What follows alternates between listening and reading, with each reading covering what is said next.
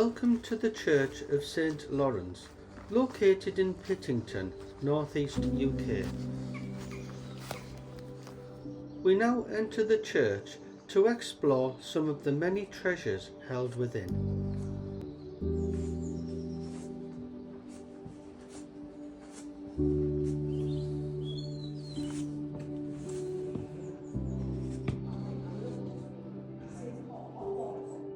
After we enter the church, we look up at an early rounded window in the north wall. Here we see a rare and early painting depicting two incidents in the life of St Cuthbert.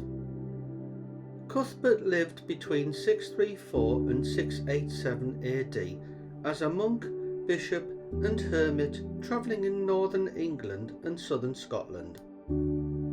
During and after his death, he became a popular medieval saint of northern England, and his remains are held in a tomb dedicated to him within Durham Cathedral.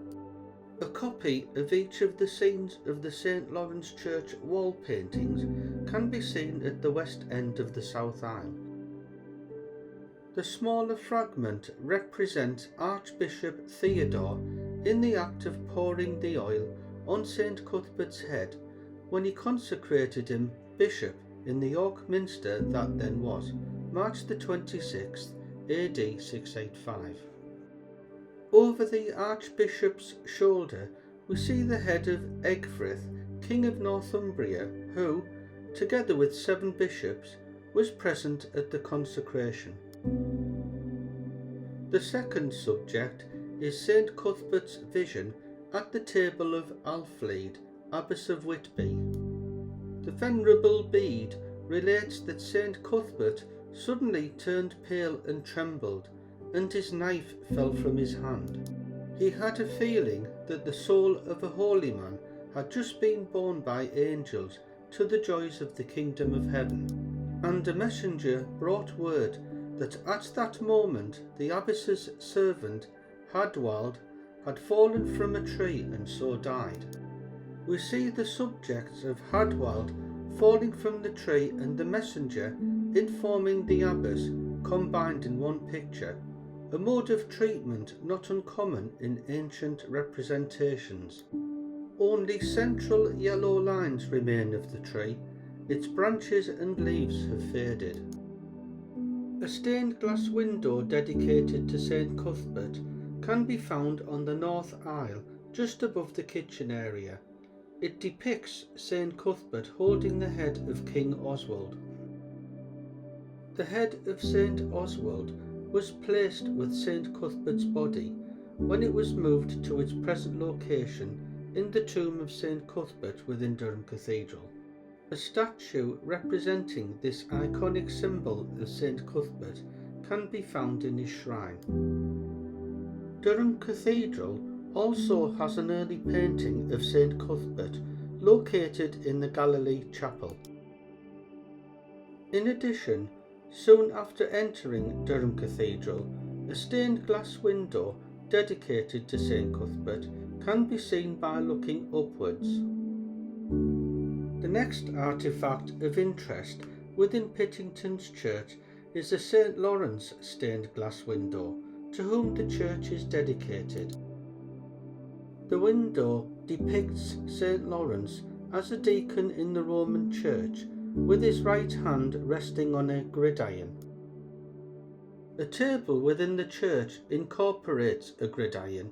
This was the method by which St Laurence was reputed to have been executed, by roasting, and is his most common emblem. Another set of interesting artefacts within the church tower are the bells, which are pre-Reformation, i.e. before 1517. Supervised access was granted to photograph the bells from below, as they are currently inoperative and not directly accessible. According to available documentation, the bells are inscribed and are dedicated to Saint Mary, Saint Margaret and the Holy Trinity. The first two bear the bell founder's mark, 3 bells in a shield, and maybe that of Richard Petty. Whilst in the belfry, I was shown the tower clock mechanism, which is currently inoperative. A plate clearly shows the makers as W. Potts and Sons of Leeds 1896. With the pendulum set in motion, I was able to record a short video of the clock mechanism in operation. Back in the north aisle, there is a stone effigy of a knight. It is thought to be the gravestone of one of the Fitz-Marmaduke Lords of Horden, dated to about 1280.